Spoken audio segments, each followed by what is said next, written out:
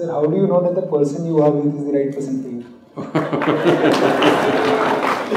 Whoa, popular, eh? It once happened.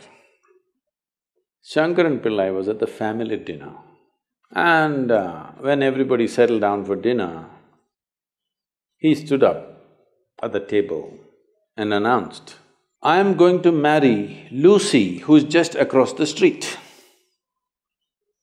I hope that's not the name. No, it Oh. is. Then the father said, "What?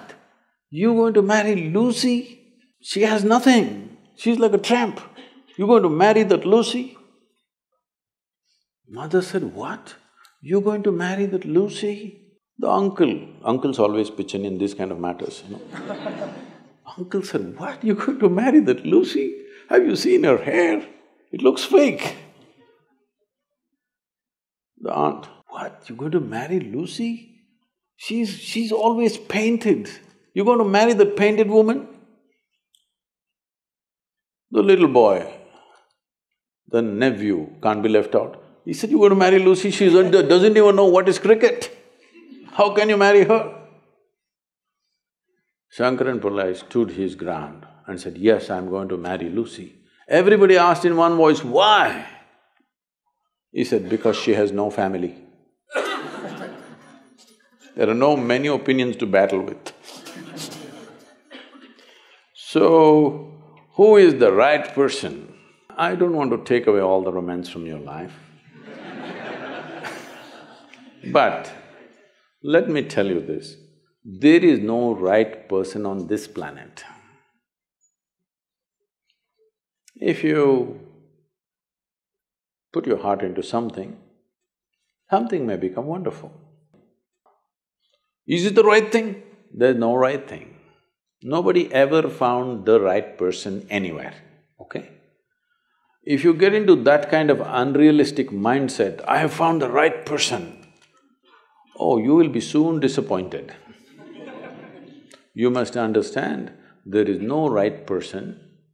First thing is to see whether I am the right person. Yes, am I the right person? And there are no right people on this planet. If you understand, you have your nonsense, they have their nonsense, we can adjust nonsense. Go on.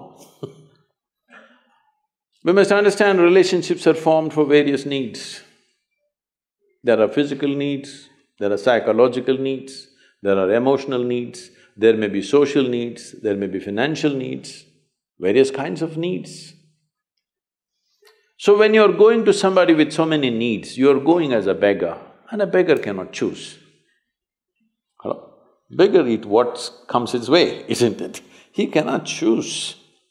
So, if you really want to make a choice in this world, first and foremost thing is, you bring yourself to your place where your experience of life is just pleasant by yourself.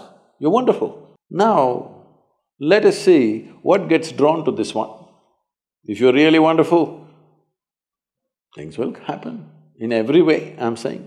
In terms of career, in terms of marriage, in terms of relationships, the best will happen to you because you made yourself like this. Instead of trying to work on somebody and fix them, if you work upon yourself and make you so wonderful that everybody wants to be with you, then there is a choice.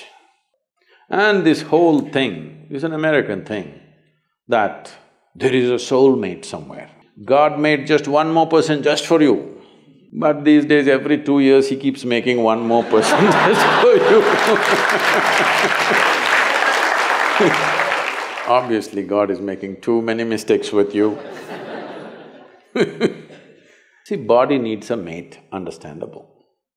Maybe psychologically also you need a mate, understandable. Emotionally you need a mate. A soul cannot need a mate. So soul doesn't need a mate, nor was some person made perfectly for you, okay? This creation makes all kinds of unique idiots. If you understand you are one kind of idiot and the others are different kind, you will understand their nonsense because you know you got your stuff. If you think you're perfect and God has chosen you and He's made another person perfect somewhere else, you're heading for a disaster, okay? There's no such thing.